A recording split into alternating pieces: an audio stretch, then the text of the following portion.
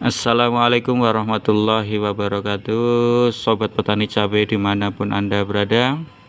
Kali ini saya akan mengulas mengenai Corona 325 SC. Ini kemasan 200 ml.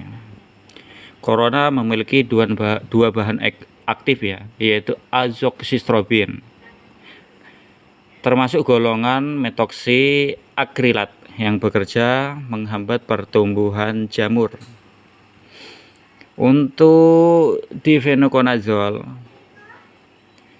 termasuk golongan triazol, bekerja dengan cara mengganggu biosintesis sterol pada membran sel jamur sehingga menghambat pertumbuhan jamur. Corona merupakan salah satu dari berbagai fungisida dari DGW untuk mengendalikan jamur, dan di dalam corona ini sudah terdapat namanya YPT, zat pengatur tumbuh. Cara kerja dari corona ini bersifat sistemik. Nah, sistemik itu artinya bahan aktifnya itu akan diserap oleh tanaman dan menyebar ke seluruh bagian tanaman, memberikan perlindungannya itu dari dalam, bukan dari luar, atau terkena di hambanya secara langsung. Nah, kalau terkena di hambanya secara langsung itu namanya cara kerja sistem kontak lambung.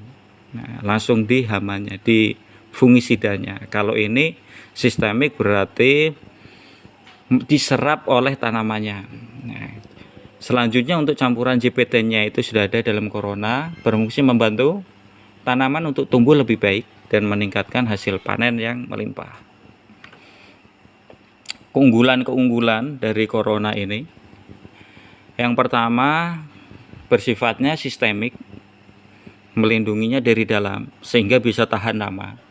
Yang kedua berfungsi mengendalikan, karena ini fungisida, mengendalikan cendawan atau jamur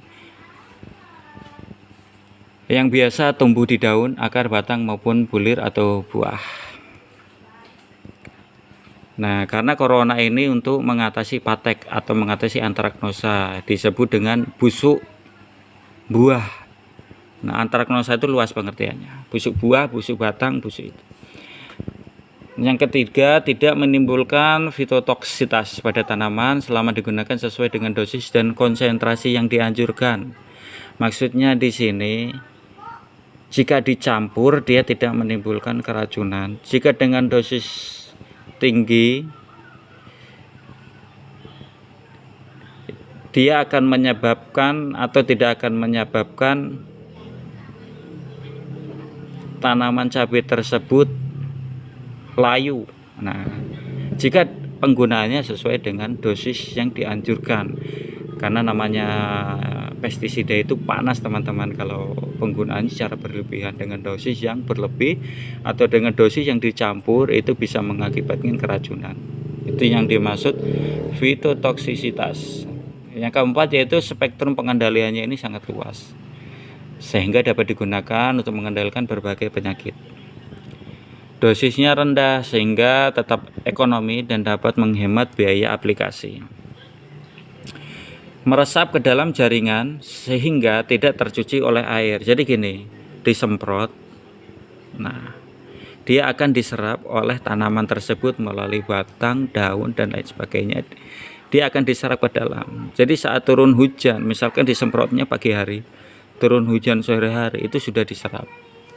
Memiliki fitotonik efek, sehingga tanaman akan lebih hijau dan lebih sehat serta tahan terhadap serangan penyakit. Itu yang dimaksud corona memiliki JPT, zat pengatur tumbuh. Corona termasuk insektisida kelas 3 dengan di kalangan insektisida berupa di kalangan fungisida yang lain dia termasuk kelas 3. Nah, sekarang kita ke dosis dan aplikasi. Untuk dosis ini, dosisnya langsung paten 2 ml per liter.